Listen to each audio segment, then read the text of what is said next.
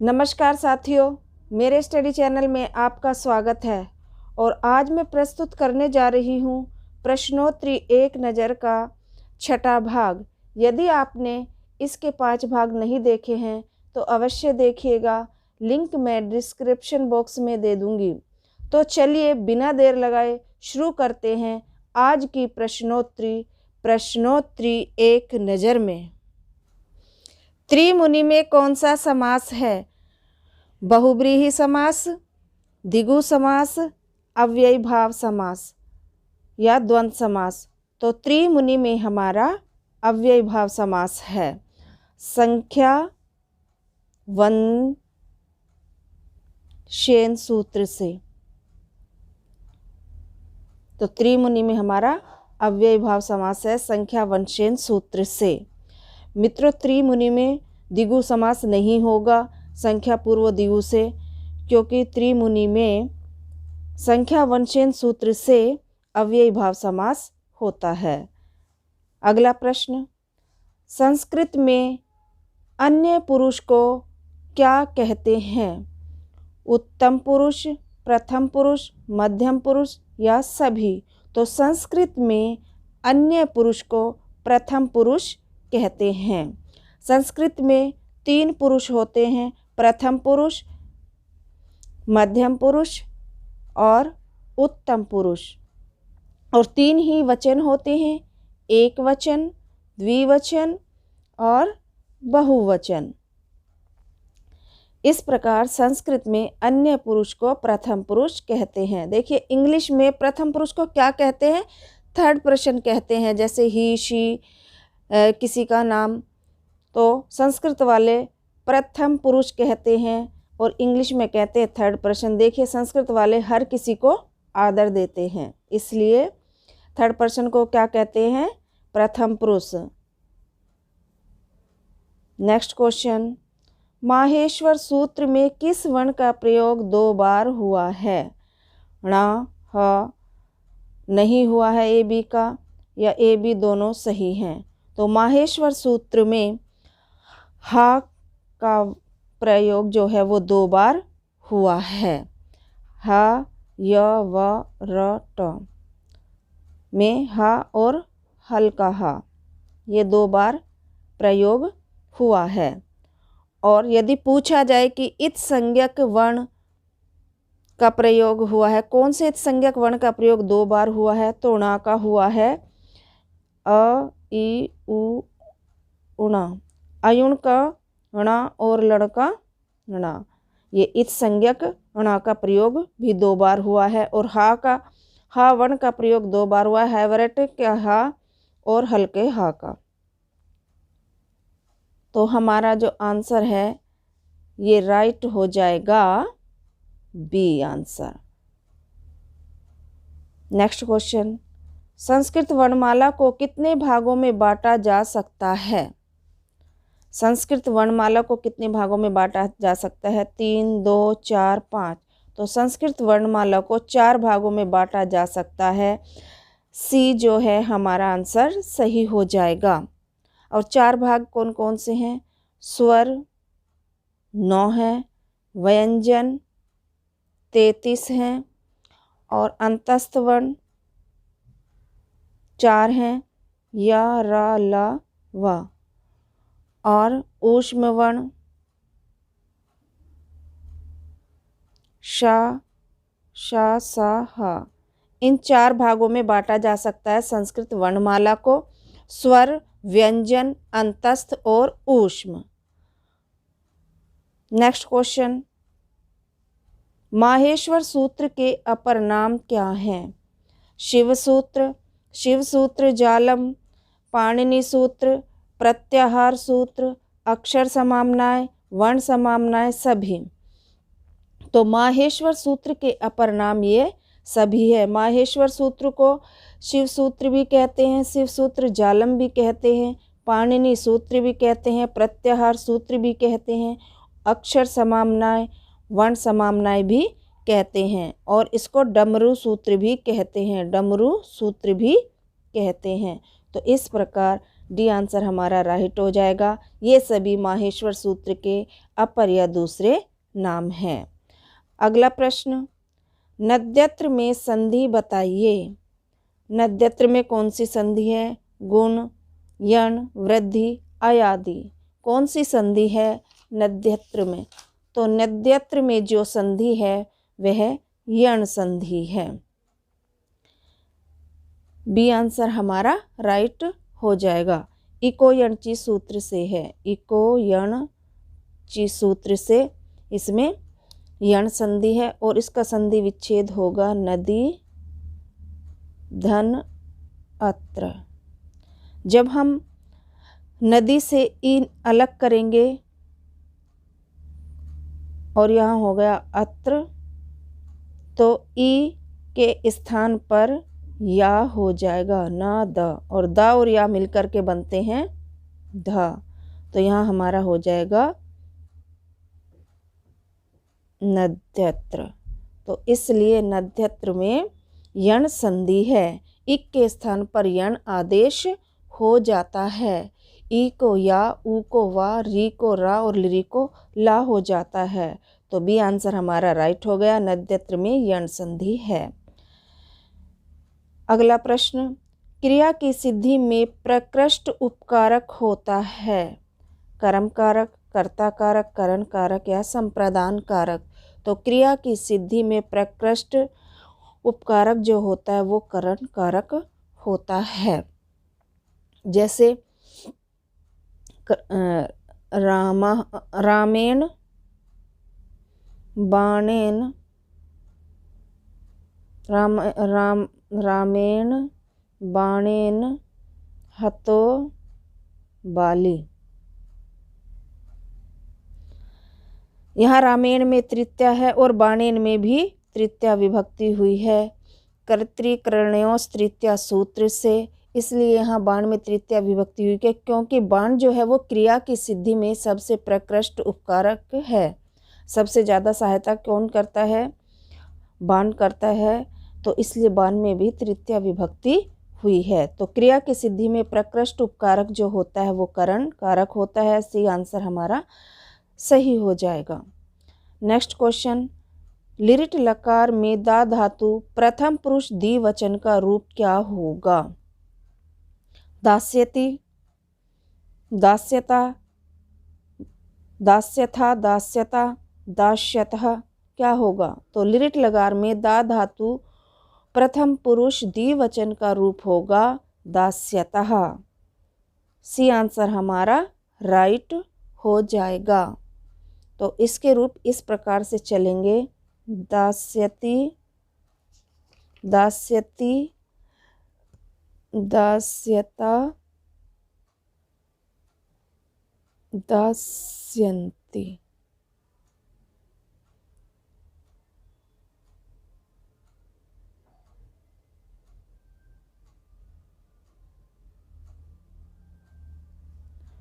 और इसके द्विवचन में बनेंगे, मध्यम पुरुष में बनेंगे दास्यसि, दास्यथा, दास्यथ, और उत्तम पुरुष में इसके रूप बनेंगे दास्यामि, दास्यामि, दास्यावः, दास्यामः। तो लिट लकार में दा धातु प्रथम पुरुष द्विवचन का रूप होगा दास्यतः। सी आंसर हमारा राइट हो गया। नेक्स्ट क्वेश्चन, हरि शब्द का षष्ठी विभक्ति द्विवचन में क्या रूप होगा? हरिये, हरियो, हरिभ्याम, हरियो, हरि। तो हरि शब्द का षष्ठी विभक्ति द्विवचन का रूप होगा हरियो। ये हमारा सी आंसर सही हो जाएगा। हरियो नहीं होता है। और हरिभ्याम जो होगा ये तृतीया और चतुर्थी का द्विवचन का रूप होगा और हरि प्रथमा और द्वितीया का द्विवचन का रूप होगा। अगला प्रश्न, 86 को संस्कृत में क्या कहेंगे? 86 को संस्कृत में क्या कहेंगे? अष्ट, षष्ठी, षडशीति, षडशीति, अष्टाशीति। तो 86 को संस्कृत में जो कहेंगे वो कहेंगे षडशीति। बी आंसर हमारा राइट हो जाएगा। इसमें हलंत नहीं होता इसलिए सी गलत हो गया। और अष्टषष्ठी को कहेंगे 68, अष्टाशीति को कहेंगे 88 और षडशीति को कहेंगे 86। इसलिए हमारा बी आंसर राइट है। संस्कृत को 86 को संस्कृत में कहेंगे षडशीति। अगला प्रश्न, गद्य त्रय के अंतर्गत कौन नहीं आते हैं। यहाँ पर नहीं शब्द छूट गया है मित्रों, इसके लिए मैं क्षमा प्रार्थी हूँ। गद्य त्रय के अंतर्गत कौन नहीं आते हैं। दंडी, सुबंधु, बाणभट्ट, त्रिविक्रम भट्ट। तो दंडी जो है वो गद्य त्रय के अंतर्गत आते हैं, सुबंधु भी गद्य त्रय के अंतर्गत आते हैं और बाणभट्ट भी गद्य त्रय के अंतर्गत आते हैं। त्रिविक्रम भट्ट नहीं आते हैं, इसलिए डी आंसर हमारा राइट हो जाएगा। और गद्य को कवियों की कसौटी कहा गया है। गद्य को कवियों की कसौटी कहा गया है। गद्यम कविनाम निक्षम वदन्ति। अगला प्रश्न, गच्छति में कौन सी धातु है। गच्छत गम कोई नहीं, तो गच्छति में गम धातु है। गच्छ को गम आदेश गच्छति में गम धातु है, गम को जो है वो गच्छ आदेश हो जाता है। किराता अर्जुनियम के प्रथम सर्ग में कौन सा छंद है। वंशस्थ, पुष्पिताग्रा, मालिनी, उपर्युक्त सभी। तो हमारा राइट आंसर हो जाएगा उपर्युक्त सभी। किरातार्जुनीयम के प्रथम सर्ग में तीनों ही छंद है, वंशस्थ, पुष्पिताग्रा और मालिनी। वंशस्थ छंद जो है वो प्रथम 44 श्लोकों में है, पुष्पिताग्रा जो है वो 45 में है और मालिनी जो है वो 46 में अर्थात अंतिम में है। इस प्रकार डी आंसर हमारा राइट हो जाएगा। किरातार्जुनीयम के प्रथम सर्ग में वंशस्थ, पुष्पिताग्र और मालिनी तीनों छंद हैं। यूप दारू पद का समास विग्रह क्या होगा। यूपा दारू, यूपस्य दारू, यूप दारू, यूपाय दारू। तो यूप दारू पद का समास विग्रह होगा यूपाय दारू। और इसमें चतुर्थी तत्पुरुष समास है। इसमें कौन सा समास है। चतुर्थी तत्पुरुष, तत्पुरुष समास है। चतुर्थी तत्पुरुष समास है। खंबे के लिए लकड़ी।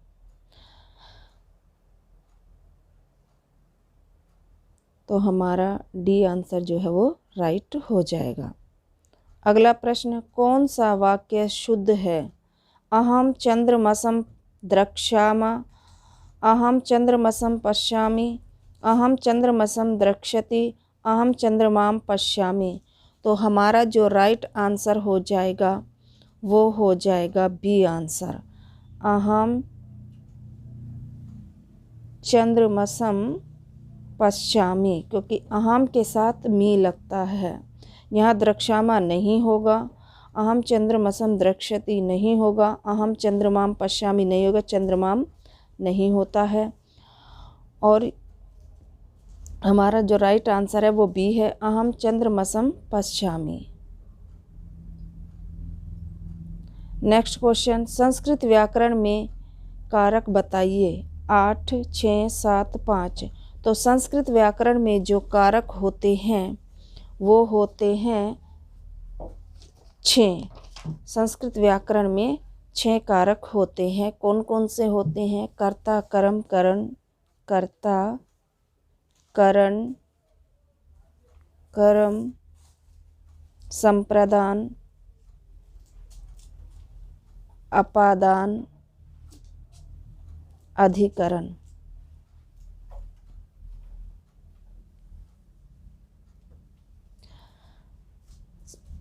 षष्ठी को कारक में नहीं माना जाता, षष्ठी संबंध में होती है।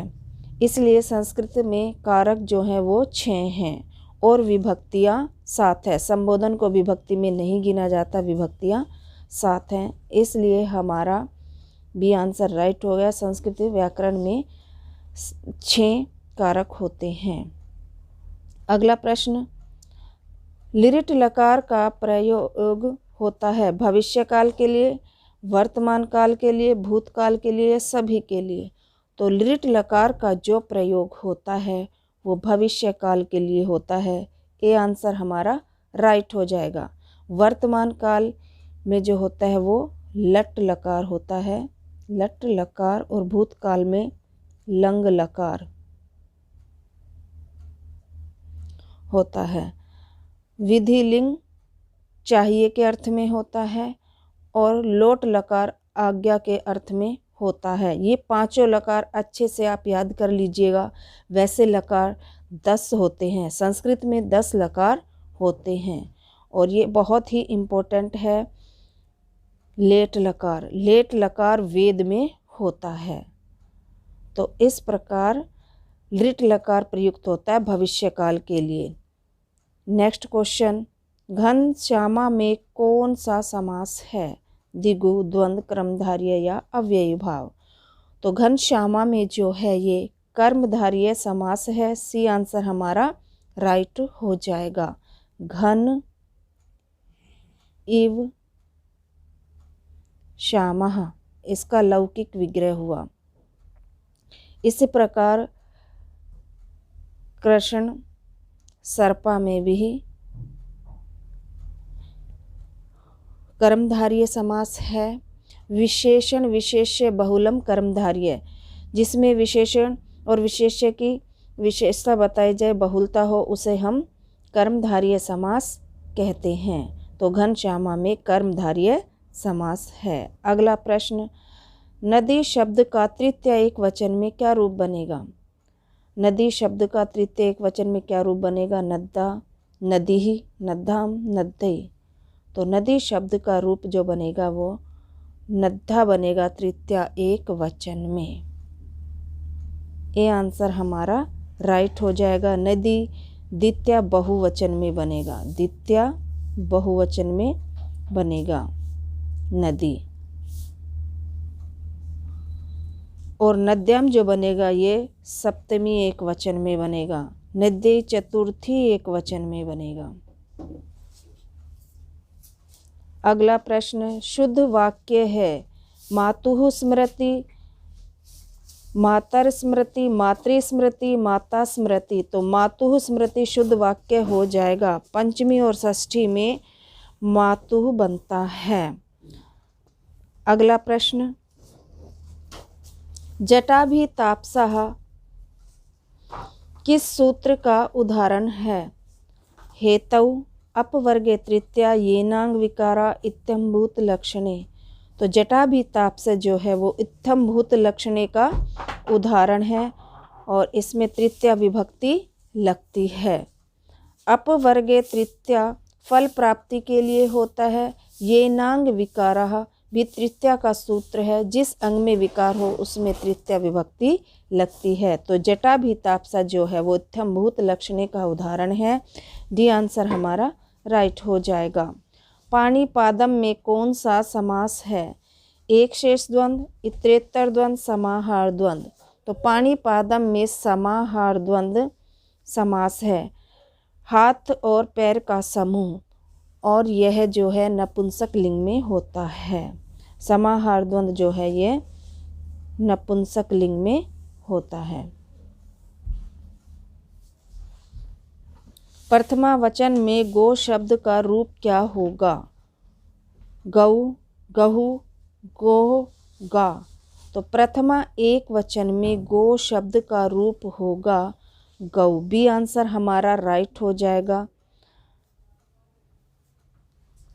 गावौ, गावा, ये इसके बनेंगे प्रथमा एक वचन के रूप।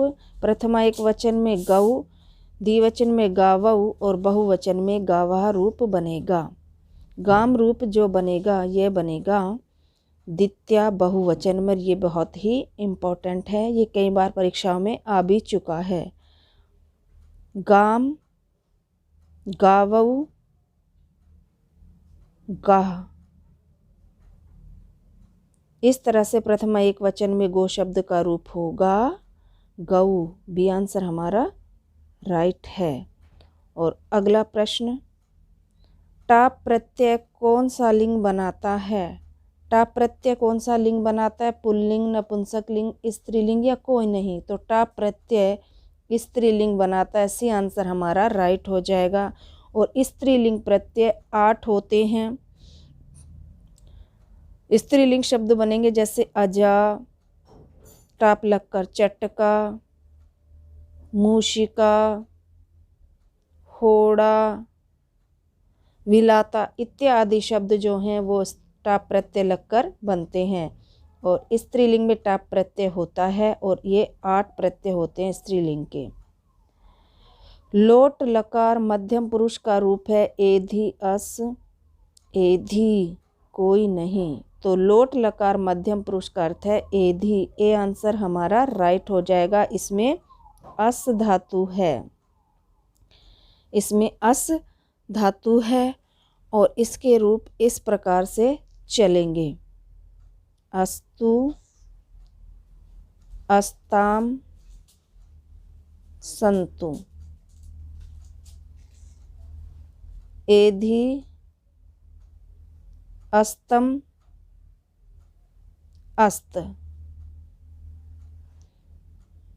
असानी, असाव, असाम। इनमें विसर्ग नहीं इनमें हलंत नहीं लगेगा। तो एधि जो है लट लकार मध्यम पुरुष का रूप है और इसमें अस धातु हैं। अस धातु अदादि गण की है और 10 गण होते हैं। अगला प्रश्न, स्वरों का आभ्यंतर प्रयत्न होगा संवृत्त, विवृतम, स्पृष्टतम, ईषद स्पृष्टतम। तो स्वरों का अभ्यंतर प्रयत्न जो होता है वो होता है विवृतम। स्वरों का अभ्यंतर प्रयत्न विवृत होगा। अगला प्रश्न, दत्ता में प्रत्यय है। दत्ता में प्रत्यय है यत, कत, यत, ता, त्वा, अनियर। तो दत्ता में जो है वो हमारा है ता प्रत्यय। बी आंसर हमारा राइट हो जाएगा और इसमें ता शेष बचता है। दा धातु होती है और जब हम ता प्रत्यय लगाएंगे तो बनेगा हमारा दत्तः।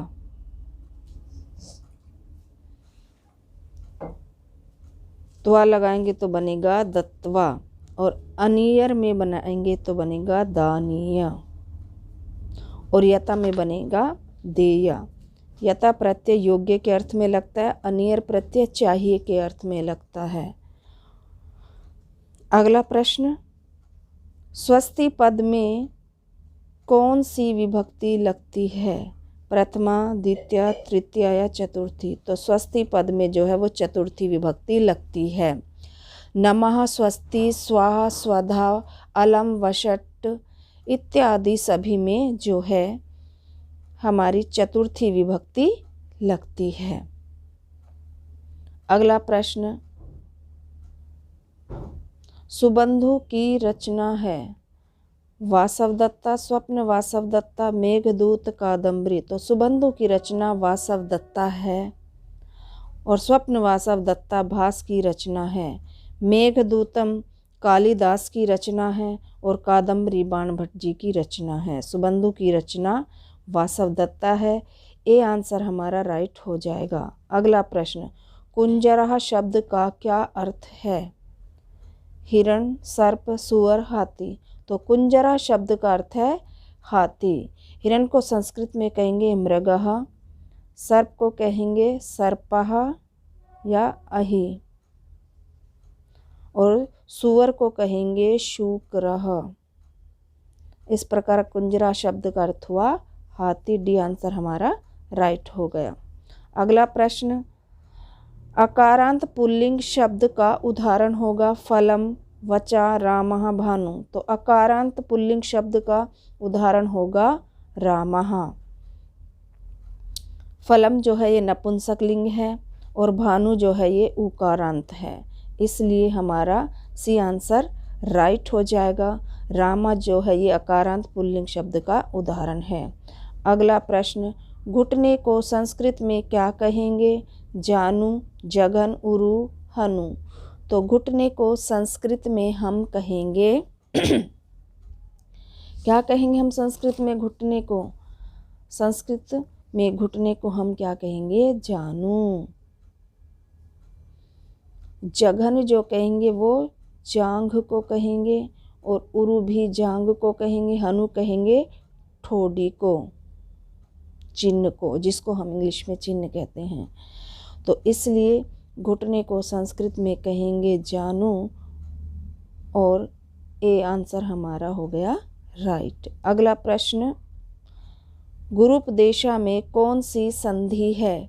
गुण संधि, यण संधि, दीर्घ संधि या वृद्धि संधि? तो गुरु उपदेशा में हमारी दीर्घ संधि है, सी आंसर हमारा राइट हो जाएगा। अकह सवर्ण दीर्घ से दीर्घ संधि है, अकह सवर्ण दीर्घा सूत्र से दीर्घ संधि है और इसका संधि विच्छेद होगा गुरु धन उपदेशः। और जब हम गुरु को तोड़ेंगे तो गुरु से निकलेगा उ, गुरु उ, और इधर रहेगा हमारा उपदेशा। तो इनको मिला देंगे तो बन जाएगा हमारा उ, तो हो जाएगा गुरु उपदेशा। तो गुरु उपदेशा में जो है वो दीर्घ संधि है। अगला प्रश्न, वैकल्पिक संहिता कहाँ होती है? समास में, एक पद में, वाक्य में, धातु और उपसर्ग में। तो वैकल्पिक संहिता जो होती है वो वाक्य में होती है, सी आंसर हमारा राइट हो जाएगा। समास में नित्य संहिता होती है, एक पद में भी नित्य संहिता होती है, धातु और उपसर्ग में भी नित्य संहिता होती है। अब वाक्य में वैकल्पिक संहिता होती है, हम चाहे तो संहिता करें चाहे तो ना करें, इसमें वैकल्पिक होती है, परंतु समास में नित्य होती है, इसमें हमें करनी ही पड़ेगी। धातु में भी नित्य और उपसर्ग में भी नित्य होती है और एक पद में भी नित्य होती है, इसलिए हमारा आंसर जो है वो हो जाएगा सी, वाक्य में वैकल्पिक संहिता होती है। अगला प्रश्न, पांचजन्य शंख किसका है? भीम का, अर्जुन का, श्री कृष्ण का या युधिष्ठिर का? किसका है? तो पांचजन्य जो शंख है ये श्री कृष्ण का है, पांचजन्य शंख श्री कृष्ण का है, भीम का पाउंड है और युधिष्ठिर का अनंत विजय है, अनंत विजय। अर्जुन का देवदत्त है, अर्जुन का देवदत्त है। तो ये सभी शंखों के नाम भी हैं, आप याद कर लीजिएगा। पांचजन्य शंख जो है वो श्री कृष्ण का है और युधिष्ठिर का अनंत विजय शंख है, अर्जुन का देवदत्त है और भीम का जो है वो पौंड शंख है। तो मित्रों, ये थी आज की हमारी प्रश्नोत्तरी।